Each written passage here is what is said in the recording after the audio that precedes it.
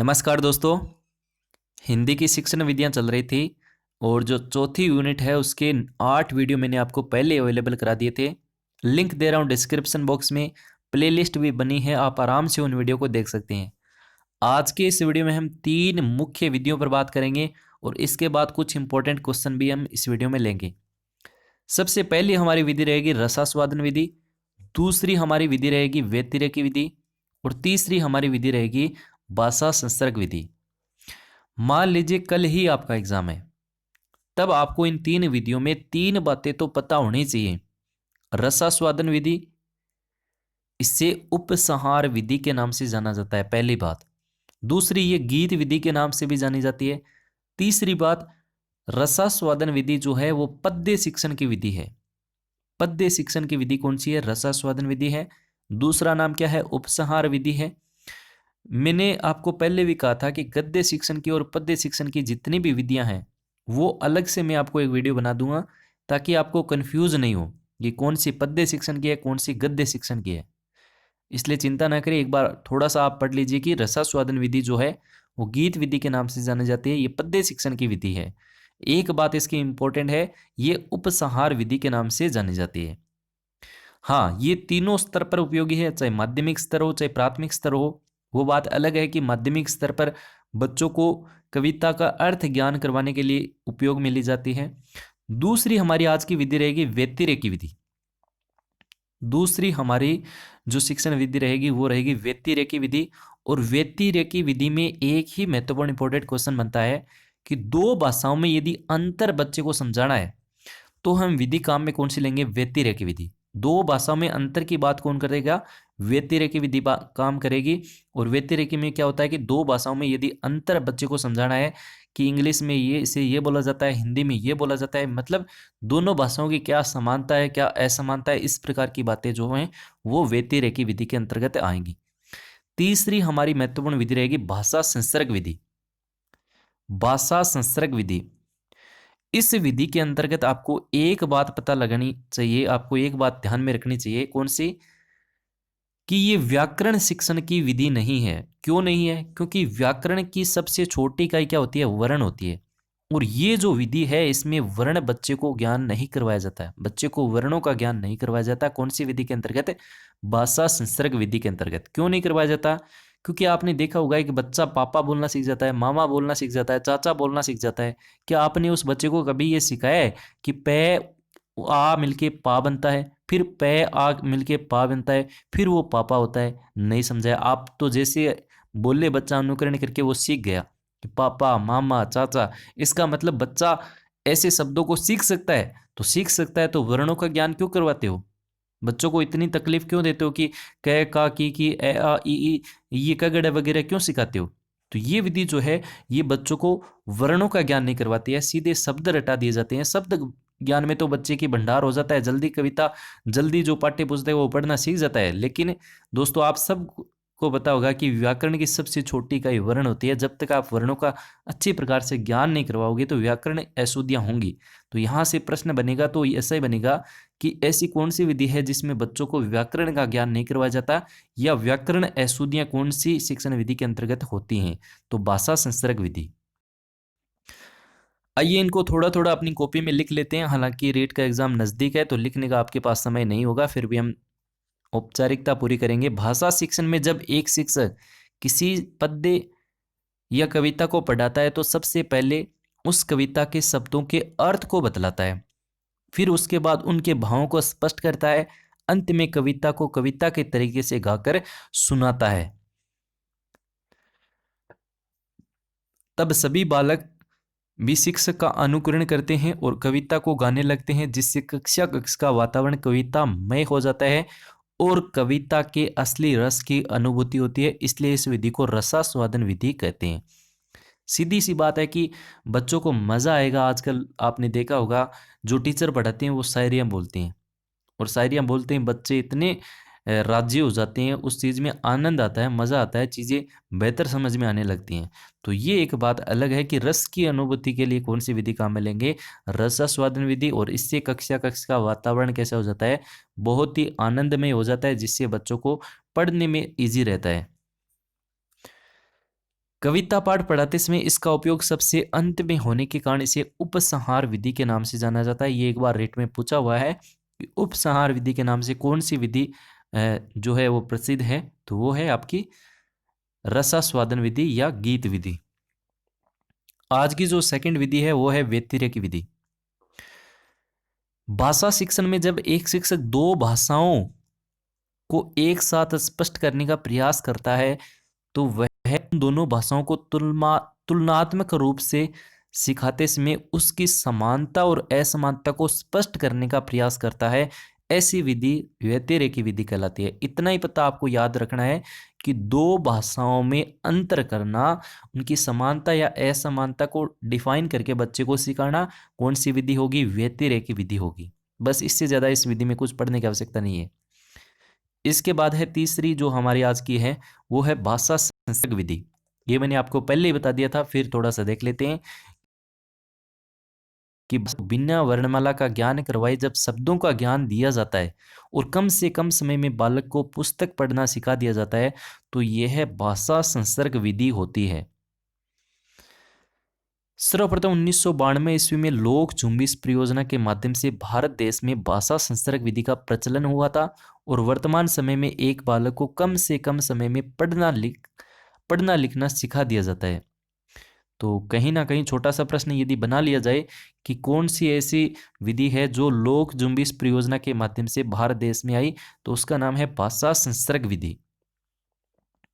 इस विधि के मुख्य गुण देख लेते हैं, क्या क्या इसकी कि शब्द ज्ञान शीघ्रता से पैदा हो जाता है, बालक कम समय में पुस्तक पढ़ने लग जाता है। और इस विधि के दोष क्या हैं? इस विधि का उपयोग करने से बालक में वर्णमाला का ज्ञान विकसित नहीं हो पाता, और जब वर्णमाला का ज्ञान विकसित नहीं हो पाता तो सीधी सी बात है कि बालक में व्याकरणीय अशुद्धता पैदा हो जाती है। यहाँ से प्रश्न एग्जाम में बन सकता है। ये दो चीज़ें इंपॉर्टेंट है, थोड़ा सा याद रखिएगा। अब सीधे चलते हैं कुछ इंपॉर्टेंट क्वेश्चन के बाद। और नीचे उत्तर लिखा है लेकिन उत्तर आपको देखना नहीं है, क्योंकि देखेंगे तो आपका दिमाग ही नहीं चल पाएगा। कौन सी विधि सबसे प्राथमिक भाषा उपागम कहलाती है? कौन सी विधि है वो सबसे प्राथमिक भाषा उपागम कहलाती है? यहाँ पे लिखा है सबसे, और सबसे लिखा है, इसका मतलब इन चारों में से एक ऐसी विधि है जो प्राथमिक स्तर के लिए बहुत उपयोगी है। कौन सी? अनुकरण विधि, व्याकरण अनुवाद विधि, ध्वन्यात्मक विधि और व्यतिरेकी विधि। देखिए तीसरा विकल्प तो होगा ही नहीं। व्याकरण अनुवाद विधि प्राथमिक स्तर पर तो है ही नहीं भाई, व्याकरण तो बहुत बाद में आएगी। ध्वन्यात्मक विधि, इसकी भी बात हम थोड़ी सी करेंगे। ध्वन्यात्मक विधि में भी हम बात करते हैं तो बच्चों को एक जैसी ध्वनि वाले जो शब्द हैं वो रटा दिए जाते हैं, एक जैसी ध्वनि वाले शब्द बच्चों को सिखाए जाते हैं। और व्यतिरेकी विधि हमने अभी बात की, दो भाषाओं में अंतर की बात करते हैं, तो कहीं ना कहीं ये दोनों विधियों से पहले ये विधि काम में ले ली जाती है। कौन सी? अनुकरण विधि, बच्चे को अनुकरण के माध्यम से सिखाना। तो यहाँ पर ये पूछ रहा है कि सबसे प्राथमिक भाषा उपागम कौन सी है, तो ऑप्शन नंबर फर्स्ट इसका सही उत्तर रहेगा। चलिए अगला सवाल लेते हैं। कौन सा अनुकरण विधायकता के लिए अनुचित व्यवहार है? इस प्रश्न के बारे में मैंने आपको पहले वाले वीडियो में कितना शानदार तरीके से बताया था कि अनुकरण कितने प्रकार का? 3 प्रकार का। और इन तीनों प्रकार में जो रचना अनुकरण होता है उसमें विधायकता यानी मौलिकता, रचनात्मकता, इसका विकास नहीं हो पाता, इसके लिए अनुचित व्यवहार है। तो इसका जो सही उत्तर है वो है ऑप्शन नंबर 4। और मैंने आपको एग्जाम्पल भी बताया था कि एक टीचर होता है वो एक ऐसी रचना करने के लिए बोल देता है जिससे बच्चे सेम वैसा का वैसा करते हैं, कुछ उसमें नया नहीं जोड़ पाते। टीचर ने कह दिया, टीचर ने गाय का लेख लिखा दिया। अब टीचर ये बोल रहे हैं कि चलो भैंस का लेख लिख के लेकर आओ, तो बच्चे क्या करेंगे? सेम जहां गाय लिखा था वहां भैंस कर देंगे, बाकी चीजें वही रखेंगे। कुछ नया नहीं जोड़ना, ये मौलिकता होता है, ये विधायकता होता है। आज आप जो एप्लीकेशन होती है, प्रार्थना पत्र होती है, उसको आप यहाँ से लिखते हैं, उसके बाद टू द हेडमास्टर इस प्रकार से लिखते हैं, तो बच्चा क्या करता है? सेम वैसे ही लिखता है, क्योंकि इसमें चेंज नहीं कर सकते। और चेंज नहीं कर सकते इसका मतलब कुछ नया नहीं जोड़ना, विधायकता के नाम से जाना जाता है। तो रचना अनुकरण जो है वो एक विधायकता के लिए अनुचित व्यवहार है। तो इस प्रश्न का जो सही उत्तर है वो ऑप्शन नंबर 4 रहेगा।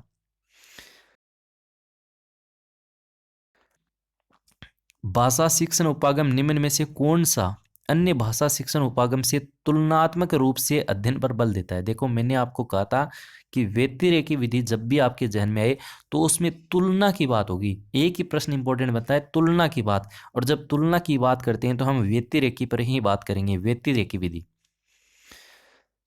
अगला सवाल लेते हैं, प्रश्न नंबर 16। किस विधि का उपयोग करते समय एक बालक को व्याकरण का ज्ञान ठीक प्रकार से नहीं हो पाता? देखिए व्याकरण का ज्ञान ठीक प्रकार से नहीं होता, इसका मतलब व्याकरण अनुवाद विधि व्याकरण की बात तो करेगा, नहीं पता है तो भी हम दिमाग लगाएं कि यार व्याकरण विधि, नाम ही व्याकरण है तो व्याकरण तो होगी होगी। श्रुति लेखन विधि, शब्दों को शुद्ध लेखन सिखाया जाता है तो कहीं ना कहीं व्याकरण तो होगा। अनुकरण विधि भी हो सकती है, लेकिन भाषा संसर्ग विधि, इसमें तो घंटा ही व्याकरण नहीं पढ़ाया जाता, क्योंकि बच्चे को वर्ण ही नहीं पढ़ाया जाता, बच्चे को वर्ण ही नहीं सिखाया जाता। आप सीधे बच्चे को पापा सिखा रहे हैं, मामा सिखा रहे हैं, बच्चे को कल रटा रहे हैं, पल रटा रहे हैं, बच्चे को वर्ण नहीं बता रहे कि कल में क आता है, ले आता है, पे आता है, कगड़ आते हैं, ए आई आते हैं, कह का की आते हैं, सब सारी चीज़ें आती हैं। और व्याकरण की तो सबसे छोटी इकाई क्या है? वर्ण ही है। तब आप वर्णों का ज्ञान नहीं करवाएंगे तो व्याकरण का ज्ञान किस में नहीं होगा? भाषा संसर्ग विधि में नहीं होता। अगला सवाल है कि एक शिक्षक अपने बालकों को पायोजी मैंने नामक कविता पढ़ाते समय संभाव्यता किस उपागम का उपयोग में लिया जाएगा? तो देखिए पायोजी मैंने, ये कोई कविता हो सकती है, इसमें एक जैसे सेम वर्ड हो सकते हैं। तो इस प्रकार की जो विधि होती है वो कैसी होती है? ध्वन्यात्मक विधि के अंतर्गत आती है। एक जैसी ध्वनि वाले जो साउंड होते हैं, एक जैसी ध्वनि वाले जो शब्द होते हैं, उनको बच्चे को इस प्रकार से समझाया जा सकता है। व्यतिरेक की विधि इसमें हो नहीं सकता, क्योंकि वो तुलना की बात नहीं कर रहा। वर्णों का ज्ञान इसमें कहीं दे नहीं रखा। इनमें से कोई नहीं हो सकता। इसका मतलब तीसरा विकल्प जो है वो इसका सही उत्तर रहेगा। निम्न में से कौन सी विधि है जिसके द्वारा एक शिक्षक कविता पाठ पढ़ाते समय बालकों को उसके वास्तविक आनंद की अनुभूति करता है? जब भी आनंद शब्द मिले आपको तो वहां पर जाना है, कहाँ पर?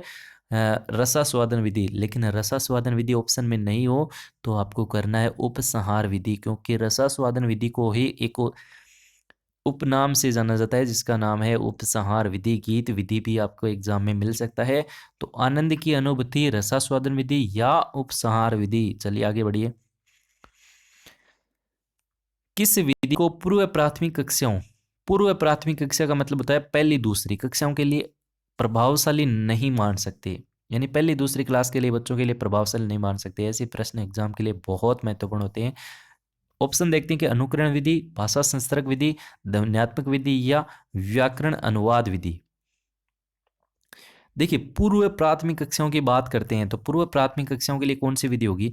यहाँ पर जो है चौथी विधि नहीं होगी, क्योंकि ध्वन्यात्मक रूप से कहीं ना कहीं बच्चों को एक जैसी ध्वनि वाले हम बच्चे को शब्द रटा रहे हैं, तो कहीं ना कहीं छोटे बच्चों के लिए हो सकती है। भाषा संसर्ग विधि में चलो बच्चे को वर्णों का ज्ञान नहीं करवा रहे, लेकिन उसको शब्द तो रटा रहे हैं, तो छोटे बच्चों के लिए बात करेंगे।